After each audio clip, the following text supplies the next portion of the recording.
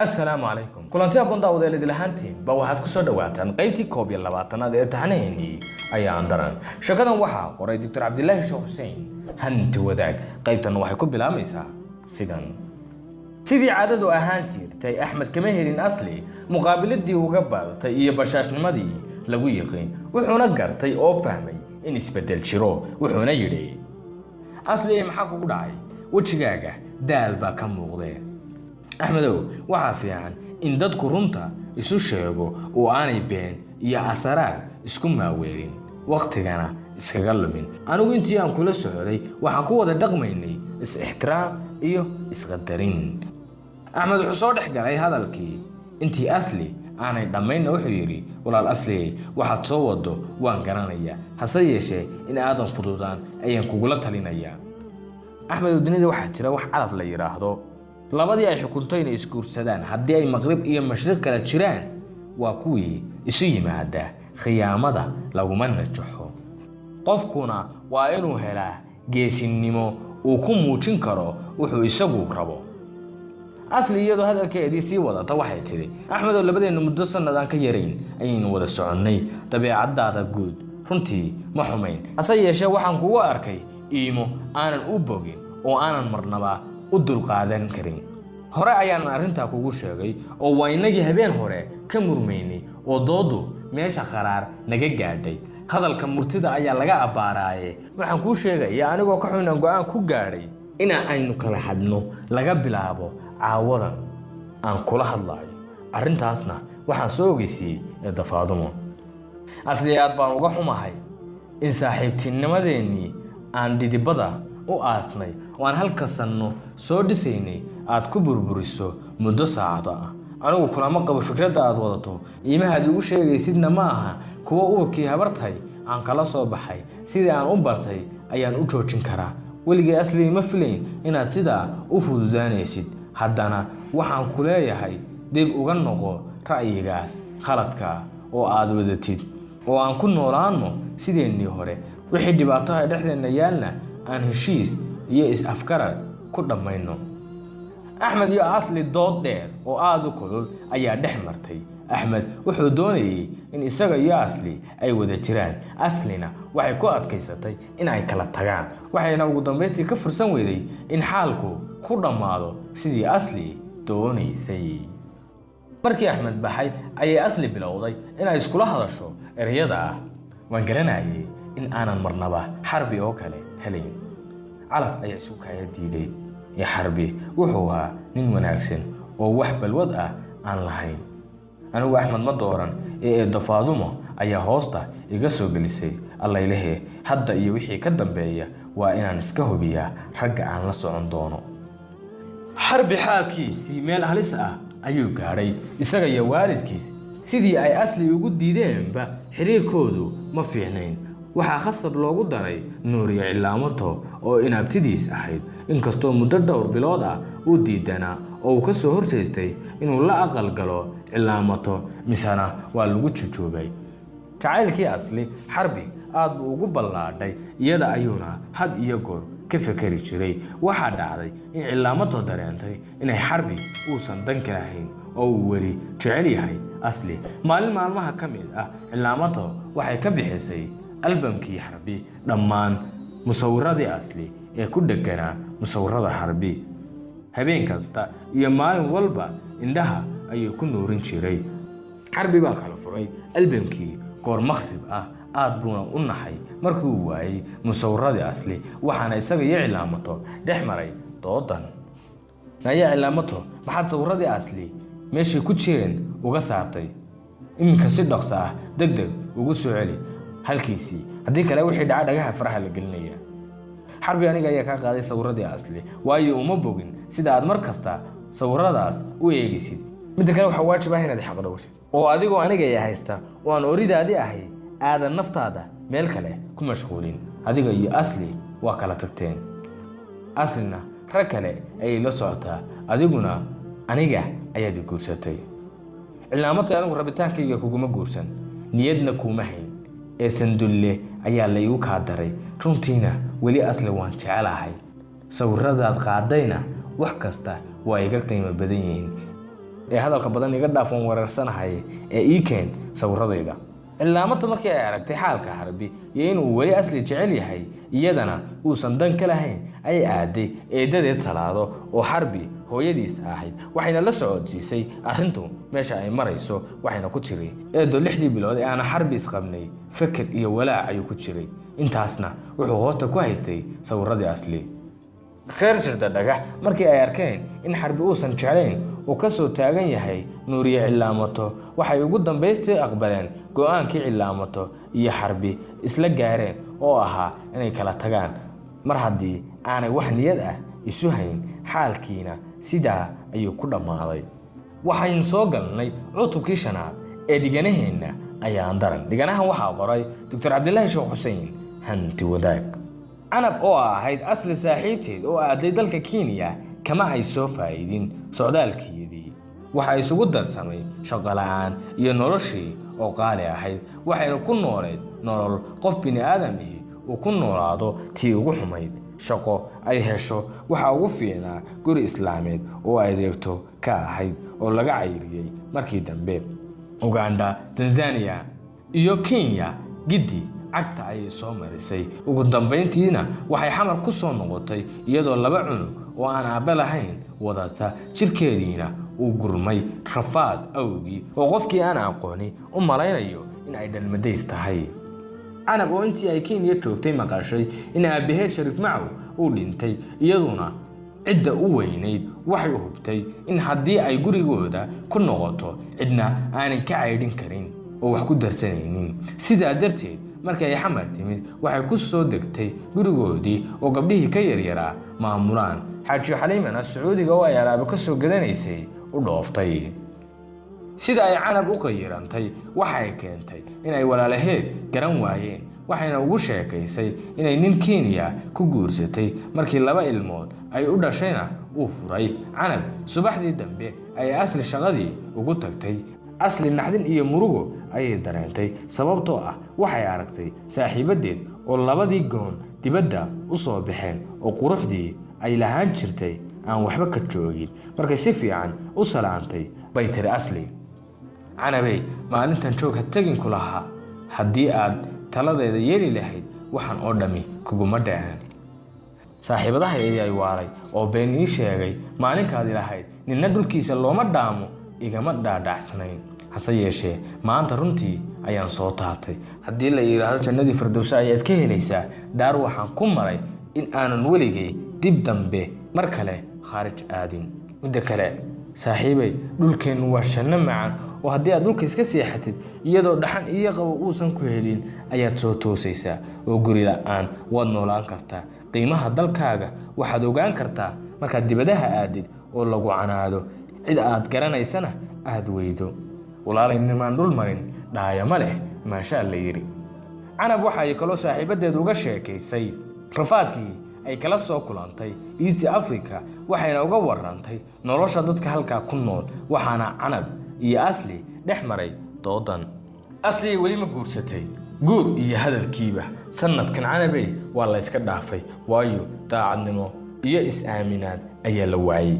Asli wixii guursanaya ha guursadeen hase yeeshee aniga waad dhaantay waayo waad ii jeedaa anigoo 20 sano aan gaarin sidaan noqday. aan dhawid mar aan isku fiirshay muraayad naxdin ayaan u baqtiyay. qofkii aan aqooni wuxuu ii malaynayaa 50 jir. marmarka qaarkood waan ilmeeyaa markaan arko cimri degdeg igu dhaxay. inba waxa laga sheegay markaan tamar lahaa talo ma hayn maanto talo aan hayana tamar ma hayo. waxaan Asli taa uga jeedaa qofka inta la rabo ee la kolkoolinaya waa intuu dhowrsoon yahay. allow yaa taariikhda dib u ceesha maxaan gaf aan galay sixilha maxaa booraan aan ku dhacay iyo hog aan dalag ku iri ka weecan lahaa maxaan wax mustaqbalkayga u daran ka gaashaaman lahaa. sheeko dheer oo waayo aragnimo iyo waxyeello ka buuxdo ayay Canab uga sheekaysay Aslina aad bay ula yaabtay sheekadii Canab waayo uma ay qabin in cid iyada ka dhibaato badani ay ifka ku uuman tahay. waxayna bilowday in ay saaxiibadeed niyadda u toosiso. waxayna ku tiri walaal Canab qof kasta wuxuu leeyahay qarad iyo ujeedo uu doonayo in uu gaaro. caaqilkuna dhib kasta ka mara waa inuu bartilmaameedkiisa ka dhigaa dhisidda mustaqbal fiican. walaal Canab iska saar uqdada, hana noqon doqon ka cabsata waxyeelada. ogow inaad iminkaba aad haysato waqti kugu filan si aad naftaada dib ugu dhisto, waanay kuu soo noqon kartaa quruxdaadii haddii aad dadaasho. oo maxaan sameeyaa walaal? waxaad samayso miyaad weyday haddii aad caqli leedahay? waxaase aniga igu yaab badan, haddii aad cunug aan aabbe lahayn mar dhashay miyaad waalatay? sidee baad mar labaad uur u yeelatay oo isku ilaalin weyday? wallaahi asli iyo dadaal iguma yarayn ee amarkaa iska jiray. amarka hama sabidin, waxaadan kas u samayn ma dhicina. rig kastaa shimilka isdhigto ayaa lagu qalaacay. asli adigu waad iiga roon tahay, waadan iga caqli badan tahay, waayo cimrigaaga hal mar ayaad gaf gashay, dib dambana uguma aad noqon. mustaqbalkaagina waad dhistay, dadaal iyo mitid ayaanad samaysay. dad badan oo aan East Africa kula kulmay ayaa xaalkaaga ila socodsiiyey, ammaantaadina xagga ayay noogu timid oo tusaale ayaa lagu soo qaadan jiray marka gabadhaha asluubta leh laga hadlaayo. markii Asli ay dhageysatay warbixintii ay Canab iska warbixinaysay oo ahayd mid xiiso badan, ayay iyana bilowday inay markeeda saaxiibteed Canab u tabiso wixii ay la kulantay muddadii ay kala maqnaayeen. Asli waxay kaloo Canab u sheegtay sida ay isu seegeen iyada iyo Xarbi, iyo dhawaan inay kala tageen Dr. Axmed iyo sababta kala tagooda keentay. Canab markii ay hadalkii Asli aad u dhuuxday waxay tiri, Asli sida ay la tahay waad ku degdegtay doctorka sheegaysid, waayo ninka haddii aad sansaankiisa guud ka heshid loogama tago khamro iyo naago midnaba, waxaa la isku dayaa in laga gooyo. alla Canabay miskiinsanida, naasoomaad maqal waxaad barato waa baska. maxaase lurtaas qoorta ii suray ma raadsado nin aan waxaas oo dhan aqoon? midda kale Canabay, anigu sidaad moodayso uma jeclayn Axmed, taas ayaana keentay inaan isku dayin inaan umuurihiisa faragashto. walaal samankan maanta ma jiro nin aan iin lahayn, inkastoo marka hore kii ku doonayaaba akhyaar nin ka tegay isaga ka dhigayo. waa runta Canabay, taasna waxay soo xasuusisay murtidii odhanaysay ninka dili, ninka dagi, ninka dabin u qooraysid waa la isu kala daadiyaa yuusan ka didine. amba 6 bilood ee u horeysay Axmed waxaan u qabay nin aan ku aamini karo mustaqbalkayga, dib baan si ka ogaaday xaqiiqadiisa. waa runta oo Asliyay, ninka markaad muddo dheer wada socotaan waxaad u dhaadhacaysaa xumihiisa, sidaa darteed waxa wanaagsan in aadan markiiba ninka iska siin ee aad hubsatid wuxuu yahay iyo dabcigiisa. Asli iyo Canab oo sheekadii ku dhex jira ayaa waxaa yeedhay telefoon. Asli telefoonkii bay qabatay, waxayna la hadashay qadar 20 mirir ah, inkastoo Canab oo xafiiska ku cadlootay la ahayd inay Asli telefoonka muddo 1 saac gaadhay ku hadlaysay. waxay eriyadeedii Canab ka dhadhansatay in Asli la hadlayso in ay si weyn u kala boodsan yihiin, ayna isdhaafsanayaan erayo kulul. markii Asli telefoonka dhigaysay xoog u saartay, wuxuuna ku sigtay in uu burburo, sababtoo ah Asli aad bay u xanaaqsanayd. markii ay soo fariisatayna iyadoo iyo Canab doodan ayaa dhexmartay. Asli malaha ismaad ogeyn markaa telefoonka ku hadlaysay, qaylada ka baxaysay waxa lagu maleynayay qof hortaada taagan inaad canaananaysid. walaalay wuxuu ahaa mid sakanti ah oo mar ku dhag ah oo naftii ii keenay oo aan ka shaqaysan waayay. bal waa yaabe, maxaan isu sheegaynaa nin aabbahay ka da'weyn oo weliba ilmo iyo haween leh. Asli muxuu ka rabaa? markii hore wuxuu ii qaatay inaan gabdhaha xunxun ka mid ahay, wuxuu ii maleeyay inuu wax iga qaadi karo. kadibna wuxuuba keenay inuu yiraahdo waan ku jecelahay oo inaan ku guursado ayaan doonayaa. baabuurkiisa xunka ahna habeen kasta gurigayga hortiisa soo dhigto oo xaafadii oo dhan iigu ceebaysato, waayo waxaa loo malaynayaa inaan anigu la ballamay. ku guursada oo sideeba ka yeelaya naagtiisa? Canabay wuxuu igu yiri, naagtayda waan furayaa, adigana fiilo cusub ayaan kuu dhisayaa, baabuurna waan kuu gadayaa. hase yeeshee dhag uma jalaqsiin, dhowr jeer baan abhiyey inkastoo uusan weli quusan. Asli wax kula taliya baad weyday, naamaad maalkaas eebbu kula soo doontay iska dhex dabaalatid. walaal anigu xoolo doon ma yihiin ee jacayl doon baan ahay. midda kale xoolahaad sheegaysid wax qiimo ah iguma fadhiyaan, waayo maantaad haysataa berri baad waayeysaa, maanta ma haysatid berri baad helaysaa. canabey anigu waxaan doonayaa in aan guursado nin cilmi leh oo aan ka helo waayo maalku waa dhammaadaa ee cilmigu ma dhammaado mana ihi canabey gabdhaha ilaahay iimaanka ka qaaday ee intay ku xaddi furaan jacaylka jannaalayaasha ka daba orda waxaan kaloo kuu sheegayaa in ninka maanta ilaahay guurso naagteedaan furayaa inuu anna berri i furi doono marka dhabankaygu dabco oo uu arkoodo mid kale oo isruxaysa oo iga qurux badan igana dhallinyaraysan asli waa runta oo ninka yidhi naagteedaan kuu furayaa oo gurigaygaan kuu duminayaa waa nin aan diin iyo iimaan toona lahayn damiirkiisuna daciif yahay waxaase ku weydiinayaa sideebaad ninkaas isu barateen habeen aniga oo shaqada ka soo baxay oo tagsi waayey muddo dheerna taagnaa shabeelle hoostiisa ayuu intuu baabuurkiisa i soo garab dhigay oo albaabkii iga furay iyidhi walaal soo kor markii hore waxaan u malaynayay nin i yaqaana sidaa darteed